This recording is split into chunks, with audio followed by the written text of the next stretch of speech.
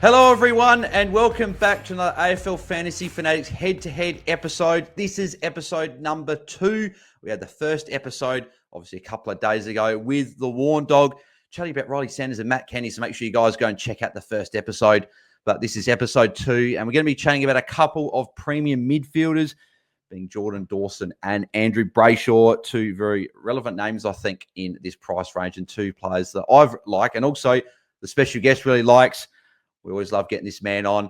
He's got the hat, number 16 hat. He's wearing it today. It's good that he was able to break through last season and get it. He's a member of the Wall Boys with Luke. It is Mitch, mate. Mitch, how are you? I'm great, mate. I'm great. Keen to talk about a couple of my personal favorite players in the competition. I've had both of these guys at multiple times throughout the last few seasons. I've started at least one of these players in each of my last 3 seasons where I've had sort of my biggest success. So some personal attachment to both of these guys, but we're going to fight it out to talk about who may be the better of the two options. Yeah, exactly. And the good thing is they're very, very close in price range. So I should have done this with warning, but I'm going to do it from the future videos now. So Jordan Dawson, priced at $1.08 million. Very, very expensive there. Current ownership of only 4%. So very, very lowly owned there. And Andrew Brayshaw is 7K cheaper at 1.073 million. Has a current ownership of 15.8%. So a lot more popular, but still fairly sort of pottish, not quite highly owned either of them. So we'll be chatting about those two. I'll be taking Jordan Dawson, which is probably not many surprises to anyone out there. And Mitch will be taking Andrew Brayshaw. So, and don't get me wrong, I like both players, but we'll chat about that. So, Mitch, mate, we'll start off with you with Andrew Brayshaw. So, chat to us about why people should be selecting Andrew Brayshaw in their starting sides for 2025. Well, the reason you should be starting Andrew Brayshaw is that he's a guy that can go 110 plus, and he's priced well below that. If we compare the year that he broke out, his 2022 season where he went 113.3, which is his career best season from a fantasy point scoring perspective. The year before that, what he was priced at going into that season was 104.3, which is 0.3 away from where he's priced at right now. So you're essentially paying the very same price that you were in that season where he went 113. And in that season where he went 113, he did it in 79% time on ground. The last 2 seasons, he's done it in 83% time on ground. I just think that there's no reason that he can't, and he can't get back to that. The last year, you could explain some of the whys that he's at 104 again. You know, early in the season, he was playing a lot more on the wing. Center bounces dropped from the year before, going from 79% down to 70% CBAs. And I think you can see that jump back up to that close to 80% mark. He's also the perfect player where he's not going to get tagged at Freo. They're going to go to Sarong. They're going to go to Jaiden Young. You've got proven history of 110 plus scoring, captain option. And he's got a great mid-season buy round. He also has a good early fixture when it comes to midfield matchups based on last year's data. He just ticks a lot of boxes there. And it's hard for me to go against a player like this when the proof's in the pudding, the history is there, and there's not too much shaken up in the team as well. So, yeah, it's a pretty strong argument for me for Andrew Brayshaw. Yeah, and we look for this every year, right? We look for the value in our starting premiums. We don't normally like paying up full price for guys like I did last year. I say that, and I did last year with Dawson and Bont. Fair enough, obviously Dawson being one we're going to chat about, but we normally like these guys priced at 100 to 105 that we think are going to go 110 plus. And I feel like Brayshaw is one of those players that will, I think, fits that mold. Looking at obviously previous years, and you mentioned the 113 average. He was the number 1 tag target as well in that season. Sarong hadn't quite broken out to the level that he has so far. Jaiden Young wasn't a part of the midfield yet, but we saw last year that Jaiden Young came into the midfield. Caleb Sarong came into the midfield, obviously broke out as the number 1 player in that midfield, which leads me to like he's probably number 1 tag threat now, or it's Jaiden Young, one of those two. I think Brayshaw's 39. Is that how you see it now? And do you think that's going to be a benefit to Brayshaw to now hopefully get off the chain more in games? Yeah, 100%. I see the fact that those two players are so much more damaging with their their ball use, what they do at the stoppage, and things like that. I think that's just the recipe for great success for Brayshaw as a scoring player in AFL fantasy. So, yeah, I think it doesn't. I'm not too worried about the market share of it all because I think he is the guy that just gets left to roam free. Plus, he loves to get in there and tackle. He likes to find ball on the outside. He could do those things both very well. So I just see a good road to success for him and not too many other people standing in his way. Yeah, exactly. Yeah, it's the other thing as well. Not only is that he's fallen down the pecking order in terms of tag threats, but last year as well, they stuffed around with his role. He was playing forward and wing as well at times. Had a niggle, I believe, at the start of the year last year. Had a niggle at the start of the previous year as well, and obviously went massive from that point on. So, do you think that a fit like from what we're hearing? So, I'll share that Taser, obviously, for a friend of mine from over in Perth, he's been down to a few Freo trainings and has been saying that both Sarong and particularly Brayshaw have been tearing it up, and Brayshaw running harder for marks and getting those tackles and things that we love to see from him. Do you see that the fit Andrew Brayshaw to start the season is going to be this guy that's going to potentially the ceiling of, we might go 115. You mentioned 113 average from 79%. You have up that by 4% game time. Based on that, he probably could average 115 or around that much. Do you reckon that's a possibility this year? It's definitely a possibility. I never like to sort of go on those best case scenarios, but it's within the realm of possibility. And like you said, yeah, he in that season after the 113, I think to start the year he had a bit of a knee complaint, and then it was after sort of a Brisbane game or something like that. Sort of the word was, yeah, my knee's feeling good, and I jumped on him that season, and it was one of my best trades for that year because I think from that point on he went 115, like you said, for the rest of the season.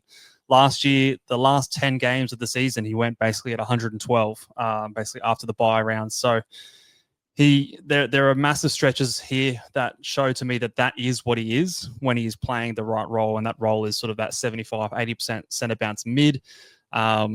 I'm not too worried about Shea Bolton or anything like that coming in and stealing CBAs from him or anything like that. I think it's Caleb Sarong, it's Andrew Brayshaw, and a little bit of Jaiden Young, depending on how much he wants to go forward as well. And the rest are going to figure it out. You know what's left over basically. So yeah, to me, I think there's just tremendous upside and not too much downside unless there is an injury, unless there is some kind of change in role like we did see at the beginning of last year. I really don't see him doing what he did last year. I only see upside from here, which is something you do like to see with those starting picks. Exactly. And also to go with that, obviously, but we don't normally like doing it too much at the start of the year just because we're using last year's data as well with opponents. But based on opponents from last year, don't want to be known if I want to get from copyright. What's the what do you guys call it's the table indicating toughness, or sometimes known as the tit. You can look it up. So yeah, he's got a great tit to start the year. Yeah, exactly. I didn't want to get copyright, so I didn't want to say it, but you've now said it. So he's got a very good schedule to open the season. So he's definitely someone. But before we move to Dawson, any sort of negatives that you can find? Obviously, we mentioned about Sarong and Jaiden Young being there, and maybe a Bolton goes through there. There's a few mouths to feed in there, and Sarong obviously can average well over 100. I think Jaiden Young's got the capability to go 95, 100. Do you think there could be too many mouths to feed in there? Do you see any negatives with Brayshaw to start the season, or is it pretty much just all you're really keen to jump on? Yeah, so if I was to talk about, a reason that Brayshaw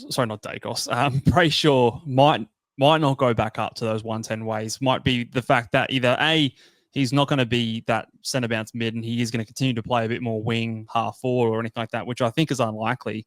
Or B, the total team scoring from a Freo perspective comes down. Maybe their game style changes. They've been in the past a historically high mark, high possession sort of a team, which is fruitful for fantasy scoring. But if that does change, they become a bit more direct. They go a bit more down the Collingwood or when Richmond was good, that kind of a path, then that might sort of limit his ceiling. But we haven't seen anything to indicate that to be the case for Freo.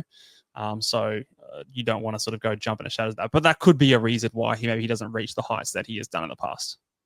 Yeah, exactly right. Yeah, no, Brayshaw is definitely a very interesting player ahead of the upcoming season. But so is this man, Jordan Dawson, obviously as a Crows fan, one of my favourites. And yeah, I think this could be a potential bounce back for not only Brayshaw, but also for Jordan Dawson. So I've done a bit of stat digging because obviously what happened with Dawson last year, right? So we look at his average of 105, and it's, again, a 105.3 average is not bad, especially with the midfielders like what they did last year. But by Dawson's standards, it wasn't a great season from him. He had games where he was good.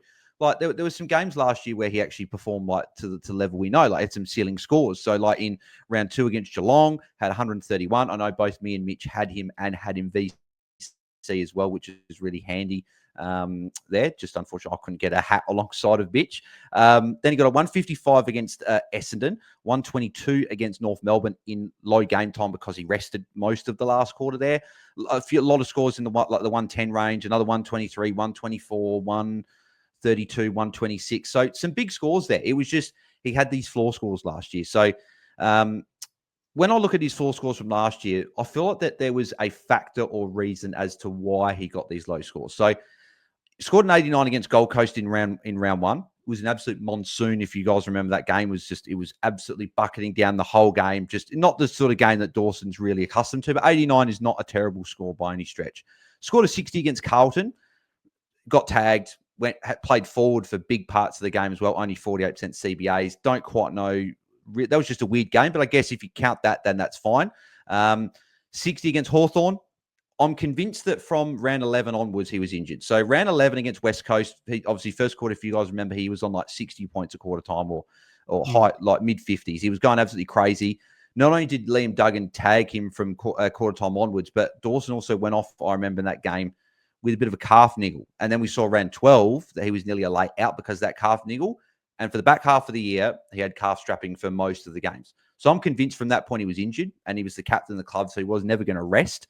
But then you look here, an 84 against Sydney after that got tagged by James Jordan, but that tag then moved to Rankin in that game. Same against Giants, but obviously scored a 106 there. 57 against Brisbane, poor score there, only 42% CBAs, played a lot forward in that game. Essendon was on 81, but then got concussed just before three-quarter time as well. So there is scores under 100, but every other score is over 100. So I feel like just even talking through that just quickly there's reasons why he scored poorly in those games. The other factor is the fact that Riley Thilthorpe, I believe, is a big reason why he played forward last year and for why Dawson didn't have as much impact. So Thilthorpe didn't come back until later in the season. His first game was in round 18 when he was the sub. In every game from when he was back from that point on, Dawson scored 100 in every single one of those games, apart from one, which was the 81 that he scored, obviously, when he was knocked out before three-quarter time. So that you would likely think that was 100, but only being 19 points away. But even including that, a 109.7 average in those 6 games. So you could even say if it's just from that, that's 5 points of upside potentially there. If you remove the injured game, like we probably can, because we like to do that when we look at stats, 115.4 average. So from 5 games. And the reason I think that's a big indicator and why I think it's relevant is because if you look at Dawson's year's previous 2 seasons playing in the midfield, last year had 9 games in the midfield, averaged 115.6 from those, from 84% time on ground, brought down a little bit by obviously the injury impacted games later in the season. 2023 played 19 games, also had an average of 115.6 from 86% time on ground. And obviously that is all equating to 115.6 average from 28 games. That's a massive sample size over the last 2 seasons when playing midfield, including a 5-game stretch at the end of the year, discluding an injury-affected game where he averaged 115. So I think Dawson is potentially 10 points underpriced. The big question is that role going to be back to a 60% midfielder? Because obviously all these scores are over 60% CBAs. Or is he going to be a guy that's a Mr. Fix-It? I'm leaning more towards he'll be a permanent midfielder with the occasional stint forward or in defence. And I mean like maybe end of game, because we heard Dawson in interviews, obviously in the preseason, saying he's going to be a midfielder this year, but if required, he'll be in other positions. I was originally scared by that, but looking back at it a bit more now, I feel like that's more just if the game is under threat, he'll go in defence to save the game. If they need to win the game, he might go forward. If they have a lot of injuries, forward or defence, he might need to go to one of those 2 positions. But everyone's fit at the moment for the Crows in pre-season. The guys like Isaac Cumming are sort of in full train now. They've had a couple of niggles, but Neil Bullen's there. Pedler will be back in the team. He's fit, ready to go. Sid Draper's obviously in the team. I think he'll play a mixture of forward and midfield. Miller and Cumming will both be on a wing. And then you've got all the defenders, Laird's going back to half back. You've got Michaelani, you've got Keane, you've got Murray, you've got all these guys. I could list a lot of players, but the reason being, I don't think that there's much space for him to go forward or defense this season. So I think he's going to be at least 60% CBAs, and that's what, based on 2 years data, that's what we need for him to be a 115 averaging midfielder. Where he goes 115 or not, I don't know.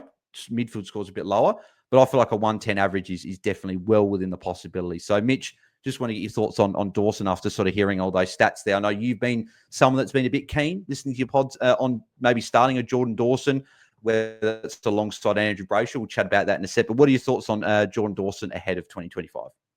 Yeah, look, if you told me, okay, Andrew Brayshaw is going to be a 75% CBA mid, and Jordan Dawson's also going to be a 75% centre bounce mid, I'd pick Jordan Dawson over Brayshaw. I think he is the best player when it comes to AFL fantasy in terms of his score build. Like, he is insanely high kick to handball ratio. He tackles. He's one of the best marking midfielders in the game. He kicks goals. I think he kicks goals honestly better as a midfielder than he does when he plays forward. Yes, agree. Like, I think he's just the best fantasy player as a midfielder in the game. Bar none. So if I was assured of that fact, then I would start him. And there's room at his price to even take that bit of a punt, not being assured of it. The thing is, I can sit here and say, if I was the coach of Adelaide, and I would do this, so on and so forth, but I'm not the coach of Adelaide. And the midfield mix of the Adelaide Crows has been this point of fixation for a number of years now. And I just don't know if they're done tinkering with it. And it just makes me a little bit nervous when you bring in players like Peatling, you bring in guys like Alex Neil-Bullen. I know he's obviously not a CBA midfielder, but he plays up the ground a fair bit. There's talk about getting Rankin into the midfield more. There's players. Matt Crouch is still there. You've still got Saligo, who was moved into the midfield a lot more. Dan Curtin, Shelley maybe. Yeah, these young players that they might want to inject in there a bit more. There's still a lot of potential for the coach to be able to tinker. And it's just something that I've seen happen over the last 2 seasons too much for my liking at Adelaide. But going back to what I said before, if I was the coach, he would be the first guy in there. I think that he's the best player on Adelaide, and I think that the team needs to revolve around him. It needs to revolve around him and Rankin. But it's just that hesitancy. So is the payoff worth the risk? Maybe. I feel more safe with a Brayshaw. I feel more confident that he is going to do what I expect him to do and be worth the pick then. But I also think that the same could be said for Dawson. I think both of these are very, very worthy starting picks. If I had to split the middle, I'm going with something that I just feel more confident in. But that's not to say that I don't think that Dawson probably even has a higher ceiling than Brayshaw. Yeah. Yeah, and I think you raise a good point as well. That's obviously the risk with Brayshaw that we're looking at. Sorry, not Brayshaw, with Dawson, right? Is that's the uncertainty. There's a lot of guys that could run through there. But even looking at the best 22 last night from the Crows, I was chatting to my friend about it. There's actually a few players that will miss out that I feel like would normally be best 22, right? There's probably good 26 players. And I'm not saying the Crows got an amazing list. I'm not saying that. I'm saying that the Crows got a lot of solid players now. And that's why not only do I think that Crows will take the step up, but I think Dawson will go with that, because got to remember as well. So Dawson averaged 105 last year. He was injured for the back half of the year. From what I saw, Crows were bad, very bad, and they were tinkering around with their team for the back part of the year as well. So a lot of guys running through there. But I just think it's Crows improve, Dawson improves. I think that 105 is Dawson's floor. I think that he won't average less than that. He's still too good a player to go through a whole season averaging any less than that. But he's got the ability now, I think, that he can go 110, 115 if everything falls his way. And there is a chance it does, especially if the Crows get off to a good start as well. So that's something that will be interesting to consider as well. So do you have something else you're going to say as well? Yeah, I was just going to say, it's one of the more curious game logs you'll look through. Like, if you go from round 1 just through the scores, you go 89, and you said that's obviously that monsoon game, 131, 100, 112, 60. And then 155, 122, 100, 118, 117, 123, 60. It's like these games, like it's multiple games of 100 plus, 110 plus, and then all of a sudden a random 60 score. Every game that's not a 60 is a ton. Like it's not as though he's having stretches at a time where he's been poor. It's these individual games throughout the year that just collectively, you have 3 or 4 games like that, and it's going to bring your average down. But from like a median point of view, like if you just like add it up and put all his scores on the run sheet, and if you grabbed a median score, it'd probably be something closer to 110, 112, because he's more frequently putting out those scores than he is obviously the poorer scores. So, and if you can explain those scores, and if you can go and say, I don't think that's going to happen again this year, well, then you've got a massive bargain on your hands. Yeah. Yeah, so I actually just did that, funny enough, because I was just like, we love stat manipulation. Obviously, we're looking at this 114.3 average. If you remove those 50s and 60s, the 3 scores, and then the 1 score of the 81 where he's injured. So, obviously, again, that's you can't do that. He's still got the ability to drop those bad scores. But even looking at the year before, he didn't drop these bad scores. He was a very consistent fantasy player, and one of the reasons why he was a must-have, and one of the guys that I started with last year, and you started with last year, because he has that safe floor normally.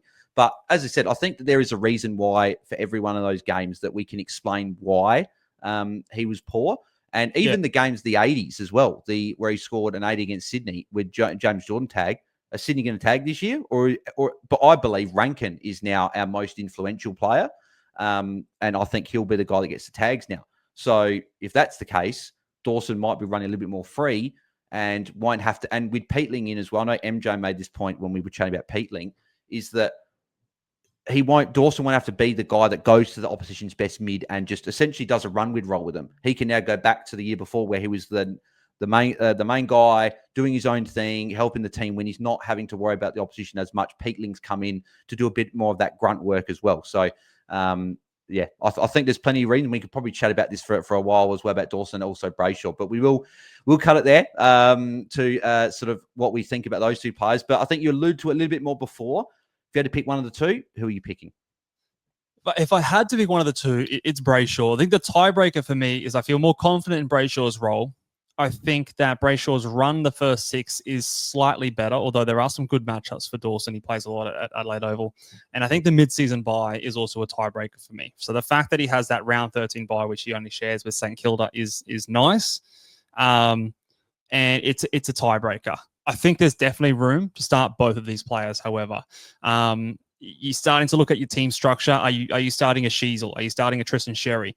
If you're doing that, plus you're starting 2 of these midfielders, then okay, I'd start to ask questions about, well, what's the rest of your team looking like? You're spending up a lot of money with those big premium players. But say you're fading a Sheasel or you're fading a Tristan Sherry and going for some of these more cheaper options, then you want to balance it out elsewhere. And I think a double captaincy option in the midfield with Brayshaw and Dawson is a very, very nice way to start the season. And I wouldn't talk anyone out of starting both of these players. But if I had to pick one, it's Brayshaw.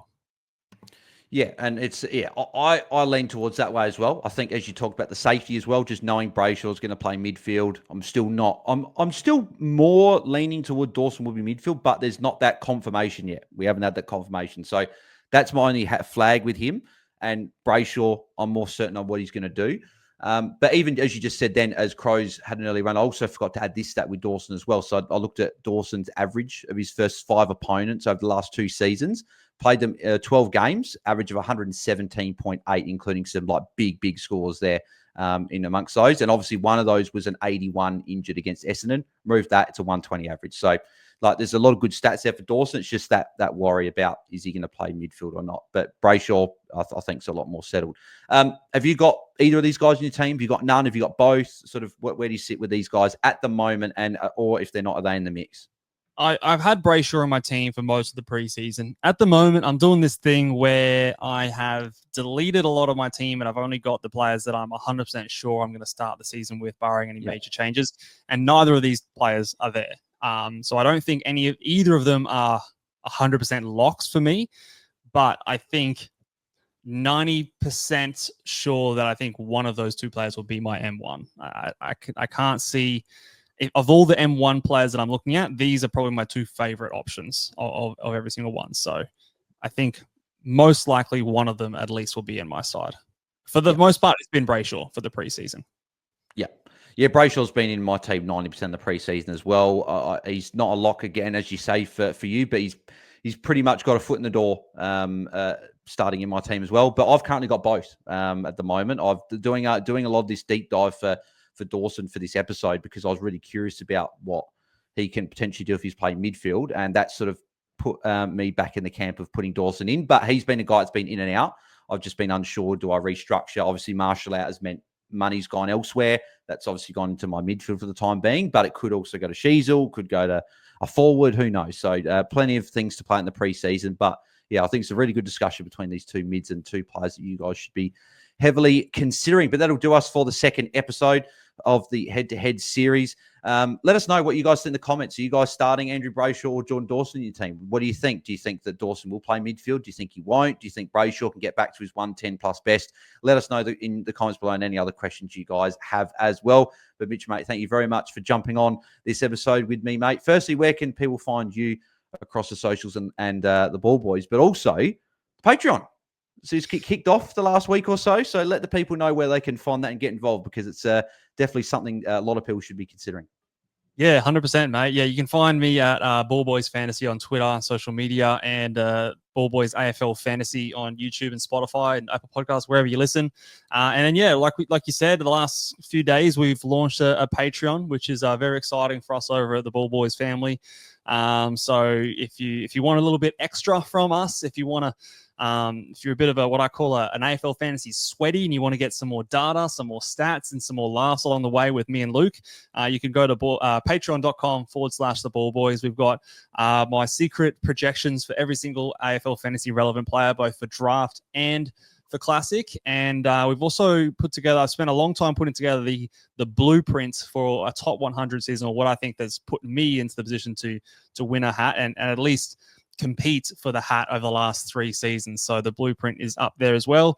And we've got some exclusive podcasts. We've done a Q&A exclusively for those people over at Patreon and many more things to come. So head over to patreon.com/Ball Boys to learn a bit more.